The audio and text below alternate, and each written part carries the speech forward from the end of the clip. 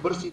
Tentara Nasional Indonesia dan masyarakat serta mahasiswa berbaur menjadi satu bersama-sama melaksanakan karya bakti kegiatan pembersihan pantai. Pembersihan pantai kali ini dilaksanakan di Pantai Biaung, Desa Kesiman, Denpasar.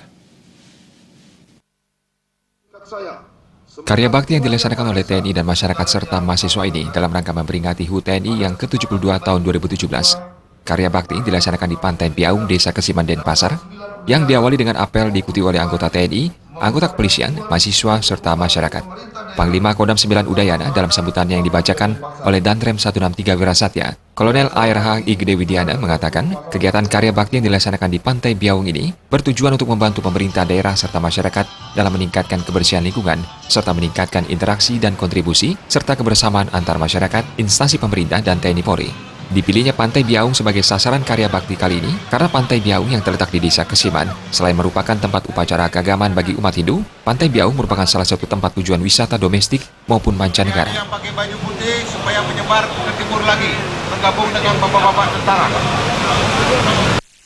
Adanya kegiatan pembersihan ini diharapkan turis yang datang ke sini merasa lebih nyaman. Kemudian juga masyarakat Hindu Bali yang melaksanakan kegiatan agama juga terasa nyaman dan lebih konsentrasi. Kami berharap, kami sifatnya yang pertama adalah menginisiasi, kemudian yang kedua memelopori, kemudian memberikan contoh. Jadi diharapkan melalui kegiatan kami, masyarakat akan meniru. Karena untuk menjaga wilayahnya dari kebersihan kan harusnya masyarakat sendiri akan lebih peduli begitu dengan bergotong royong.